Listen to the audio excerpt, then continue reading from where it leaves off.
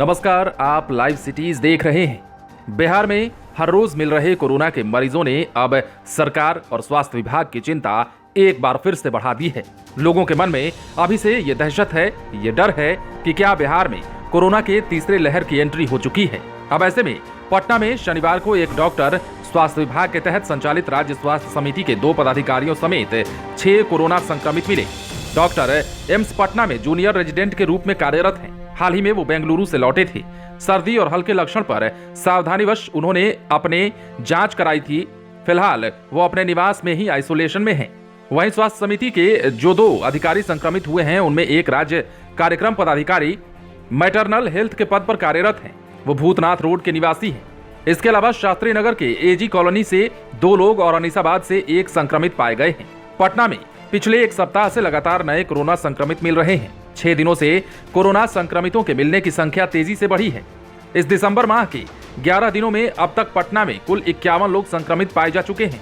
अब एक्टिव मरीजों की संख्या बढ़कर 50 तक पहुंच गई है। सिविल सर्जन कार्यालय से मिली जानकारी के अनुसार शनिवार को 6 नए संक्रमितों के अलावा 5 अन्य लोग भी संक्रमित मिले।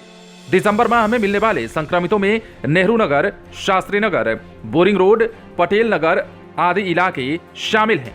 राज्य स्वास्थ्य समिति में 2 पदाधिकारियों के कोरोना संक्रमित पाए जाने पर पूरे समिति परिसर में कार्यरत 78 पदाधिकारियों और कर्मियों की 2 चरणों में कोरोना जांच कराई गई है। पिछले चरण में 36 कर्मियों की कोरोना जांच की गई, जिसमें सभी निगेटिव पाए गए, जबकि दूसरे चरण में 56 कर्मियों के सैंपल कोरोना जांच के लिए भेजे गए हैं। शनिवार को समिति के आधिकारिक सूत्रों ने बताया कि राज्य स्वास्थ्य समिति के पूरे परिसर को कोरोना संक्रमण से बचाव को लेकर सैनिटाइज कराया गया है। सभी कर्मियों को मास्क का इस्तेमाल करने और हाथों को सैनिटाइज करने और आवश्यक सामाजिक दूरी का पालन करने को कहा गया है। अब हम आपको बताने जा रहे हैं 1 दिसंबर से 11 दिसंबर तक के टोटल आंकड़ों के बारे में। किस दिन कितने मरीज मिले, ये भी आपको जानना जरूरी है। सबसे पहले 1 दिसंबर को 2 कोरोना संक्रमित मरीज मिले। 2 दिसंबर को आंकड़ा वही रहा। 3 दिसंबर को 1 भी मरीज नहीं मिला, तो वहीं 4 दिसंबर को 1 कोरोना संक्रमित मरीज मिला।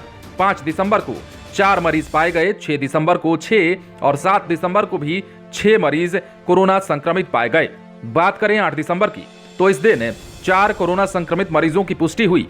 9 दिसंबर को 14 कोरोना संक्रमित मरीज मिले, जिसके बाद स्वास्थ्य महकमे में हड़कंप मच गया।